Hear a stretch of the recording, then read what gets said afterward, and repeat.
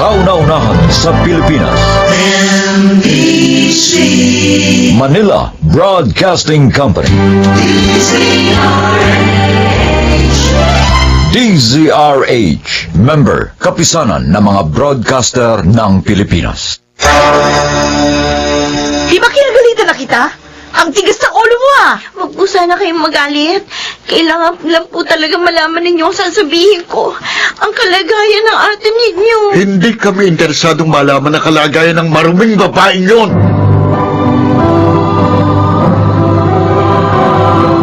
Handog ng DZRH ang dula sa kanyang panahon. Maraming kasambahay ang kahanga-hanga dahil sa taglay nilang tiyaga. Mga kaibigan, narito at ating pakinggan ang naging karanasan ni Elsie sa ating dulang sa kanyang panahon.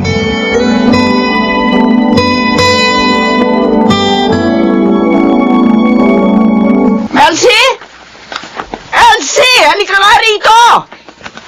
Ma'am Feli, bakit po? Napakakupad mo naman! Bakit hanggang ngayon, hindi mo pa rin nalilinis tong kwarto ko, ha? Ha? Pasensya na po, ma'am. Inuna ko po kasi yung inuutos niya po sa akin. Ang sabi mo talagang makupad ka! Mahigit 1 taong ka na sa akin, wala kang pagbabago? Dapat yata talaga palitan ka eh! Naku, huwag naman po, Ma'am Feli. Kailangan ko po itong trabaho ko para po sa mga kapatid ko nag-aaral. Pwes kung ayaw mo mapalitan, pagbutihin mo ang trabaho mo! Maglinis ka na dito! Nakakabwisit ka!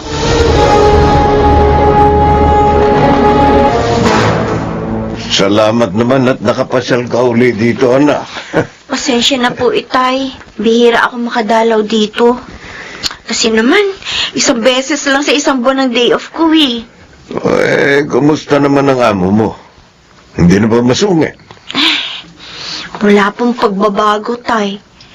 Pero hindi naman po siya nananakit eh. At saka maayos po siya magpasahod.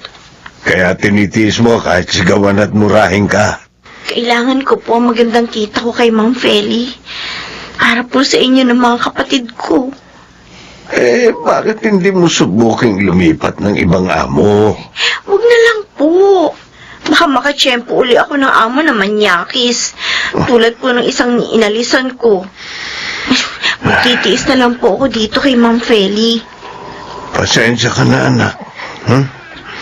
Sa halip na matulungan kita, nagiging pabigat pa ako. Tulad ngayon, magaling na nga ang sakit ko sa baga, kaso... Oh, ano po, Itay? Bakit ayaw niyong ituloy? May problema po ba uli?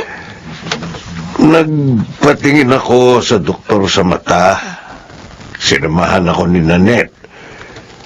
Sabi ng doktor, may katarata raw ako. Yun daw ang dahilan ng panlalabo ng isa kong mata. Po? At kailangan ko raw na maoperahan.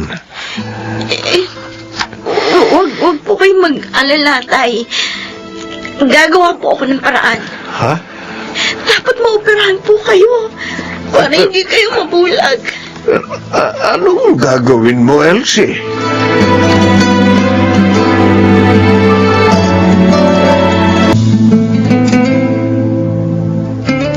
Kawawa naman si Itay. Mula nung pumanaw si Inay, naging sakitin na siya. Kala ko wala nang magiging problema nung gumaling ang sakit niya sa baga. Meron pa rin pala. Elsie? Bakit hindi ka pa na... Oh, bakit ka umiiyak? Ma'am, kayo po pala. May iuutos po kayo, ma'am. Bakit ka nga umiiyak? Abay, hindi pa naman kita pinagkagalitan ah. Naalala ko lang po kasi ang tatay ko. May problema po siya eh. O bakit? Hindi pa rin magaling ang sakit niya? Magaling na po. Kaya lang sabi po ng doktor, may katarata raw po siya. At ngayon daw ang tamang panahon para operahan siya. Kaso wala naman po akong ipon para doon. Wala ka naiipon sa kita mo sa akin? Abay, pambihira ka. Pinadadala ko po lahat yun sa kanila. Nag-aaral po kasi yung dalawang kapatid ko. At ako lang po ang naghahanap buhay sa amin.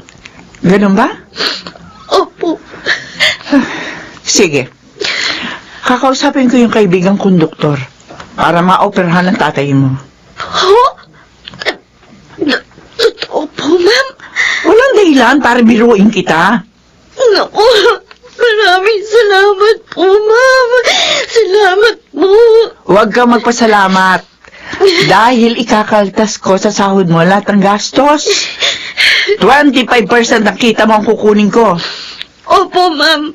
Payag po ako. Ang mahalaga, hindi mabubulag ang tatay ko.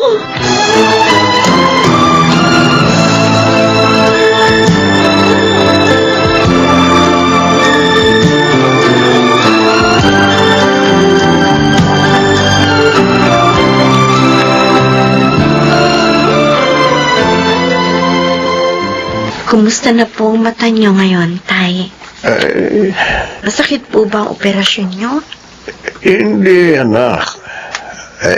Minsan nga lang, kumakati yung mata ko, kaya nilalagyan ko nung pamatak na inireseta ng doktor. Huwag kayong yuko ng yuko, ha? Huwag kayong magpupwersa. Oo. Basta lahat po ng bilin ng doktor sundin nyo para mabilis kayong gumaling. Iingatan ko mata ko, Elsie. Dahil alam kong pinaghirapan mo na maoperahan ako. O kumusta naman si Ma'am Feli mo? Alam nyo, parang nagbago na po siya, Tay. Hindi na po siya laging sumisigaw sa akin. At nakikipag-usap na rin po siya sa akin, minsan-minsan. Anak, alam mo bang dinalaw niya ako sa ospital? Po? Wala po siya nabanggit sa akin na nakita kayo. Napag-usapan ka namin. Sinabi ko sa kanya na mabait kang anak at napakalaki mong tulong sa amin.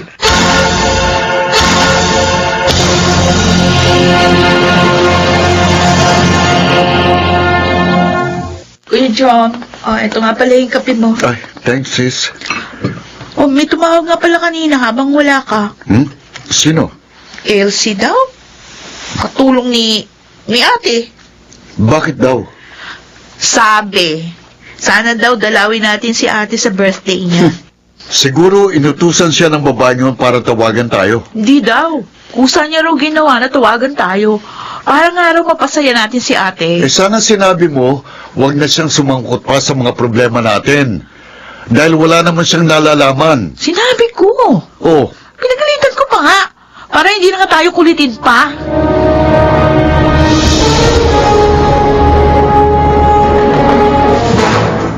Sana magustuhan ni Ma'am Feli itong binili kong birthday card. Sana mapasaya ko siya kahit paano. Ay, kalapit na siya rito. O, Elsie, Ma'am, para may iniisip ka. May problema ba? wala po, Ma'am. Gusto ko lang pong ibigay sa inyo to. Pasensya na po kayo. Ang bato nasa sobre. Birthday card. Happy birthday po. Pasensya na po, yan lang ang nakaya kong ibigay sa inyo. Salamat sa iyo, ha? Alala mo ang birthday ko. Darating na po ang best friend niyo, Ma'am. Tumawag po. O-order ako ng pagkain para sa lunch natin mamaya. Papuntahin mo rin ang tatay at mga kapatid mo, ha? Po? Para makasama natin sila magsasaya. Tinawagan ko po mga kapatid niyo, Ma'am. Pero, busy daw po sila. Huwag mo na silang pagtakpan. Alam ko, hindi sila pupunta. Dahil hanggang ngayon, hindi nila ako mapatawad. Kahit na nga nagawa kong bagay na yon para sa kanila.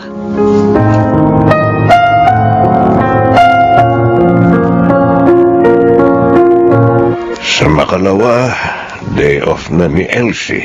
Makakasama na uli namin ang aking anak. Matutuwa siya pag nalamang kumikita na ako kahit paano sa pagtitinda ko ng lugaw dito sa harap ng bahay namin. Nagre-ring ang cellphone ko. Teka. Uy, si Elsie. Hello, anak. Ano't napatawag ka? Tay, hindi po ako makaka-uwi dyan sa Makalawa. Bakit? 3 days na pong nasa ospital si Ma'am Feli. Ha? May COVID po siya, Tay. Ano? O, ikaw anak. Huwag kayong mag-alala. Negative po ako sa swab test. Pero nagko-quarantine po ako ng ilang araw para makasiguro. O, sige anak. Mag-ingat ka dyan, ha? Lagi kang manalangin. Ipanalangin mo rin ang amo mo. Opo, lagi ko nga po siyang tinatawagan at pinalalakas ko po ang loob niya, Tay. Sana naman.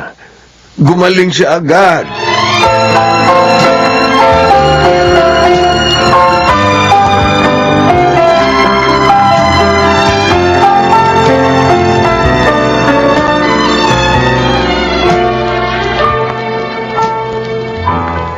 Oh, sino ka? Ano kailangan mo? Ako po si Elsie, katulong ni Ma'am Feli, ang kapatid niyo po, sir. Pinapunta ka ba rito ng babaeng yon? Ay, hindi po. Kusa ko pong hinanap itong lugar ninyo. Bidyong! Ah, Bakit ayaw mo patuloyin yung bisita mong babae? hindi ko siya bisita, Kate. Ha? Katulong siya ni Ate Feli. Ha? Ikaw pala yung kausap ko sa cellphone nung birthday ni ate. Ako nga po, ma'am. Di ba pinagalitan na kita? Tigas ng ulo mo, ha? Huwag po sana kayong magalit. Kailangan ko lang po talagang malaman ninyong sasabihin ko ang kalagayan po ng ate ninyo. Hindi kami interesadong malaman ang kalagayan ng maruming babaeng yon. Bakit po ba hindi niyo siya mapatawad? Oo, nagbenta siya ng katawan. Pero nagawa niya yun para may taguyod kayo. Ano? Dahil ulilang lubos na kayo. At na makaipon, nagbagong buhay din siya. Ha? Pwede po mo kayo pagtanggol ang babaeng yun? Binigyan niya ng dungis ang pagkatao namin. Kaya namumuhi kami sa kanya. Nasa ospital po si ma'am. May COVID siya. At delikado ang lagay niya. Ano? Sana, kung talagang matigas ang puso ninyo at hindi niyo siya mapapatawad, kahit pakunwari lang, kausapin niyo siya sa cellphone. Para kung lilisa na siya sa mundong ito, lumisa naman siya ng masaya. Si Ate Feli? Mabait po ang ate ninyo. At mahal na mahal niya kayo.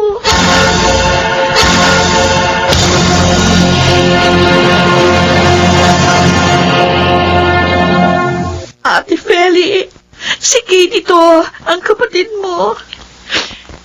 Kate? Ate, hello? Narito rin ako. Mga kapatid ko. Ate, patawarin mo kami. Maling-mali yung ginawa namin sa iyo. At nagsisisi kami, ate. Salamat, mga kapatid ko. Mahal na mahal ko kayo. Mahal ka rin namin, ate. Pagaling ka, ha? Para makasama ka na uli namin.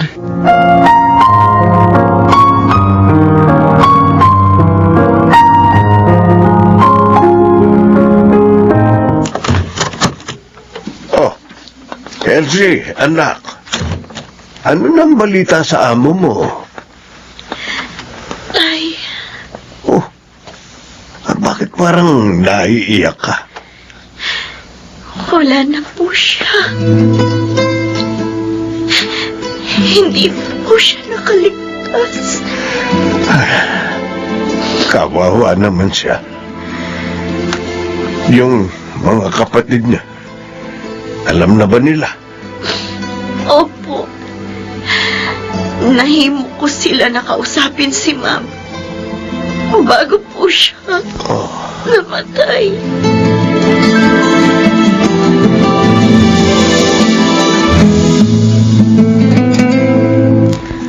Attorney Marlon, bakit po tinawag niyo pa ako sa pagbasa ninyo ng testamento na iwan ni Ma'am Feli? Importante na narito ka, sapagkat may iniwang din para sa iyo si Feli. Po? Eto, ang lahat ng kabuhayan niya ay hahatiin sa inyo, John, Kate. Pero nag-iwan siya ng halagang 2 milyong piso para kay Elsie. Eto, sabi niya rito sa kanyang sulat, eto, babasahin ko, ha? Ibinibigay ko ang halagang 2 milyong piso sa aking mabuting kasambahay na si Elsie upang makapagsimula siya ng isang mas maayos na buhay at matulungan ang kanyang pamilya. Ayan, o. Maraming salamat po. Tama na ang ginawa ni Ate Feli, Elsie. At nagpapasalamat kami sa iyo dahil iminulat mo kami sa pagkakamaling nagawa namin sa aming kapatid. Dahil sa iyo, nakahingi kami ng tawad kay ate bago siya pumanaw. Salamat sa iyo.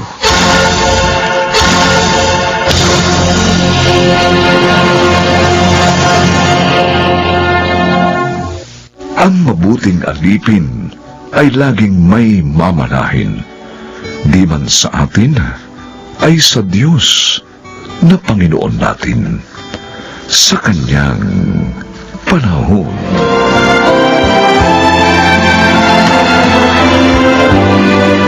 Mga nagsiganap, Chiquit del Carmen Amor, Lionel Benjamin, Susan Robles, Phil Cruz, Rosana Villegas, at Bobby Cruz. Special Sound Effects, Jerry Mutiap. Technical Supervision, Eric Lucero at Bong Muyar. Music and Scoring, Buboy Salonga. Ang kasaysayang ito'y mula sa panulat ni Telma Corporal Alcantara at sa pinagsamang direksyon ng inyong lingkod June Martin Legaspi at Roberto Bobby Cruz sa kanyang panahon.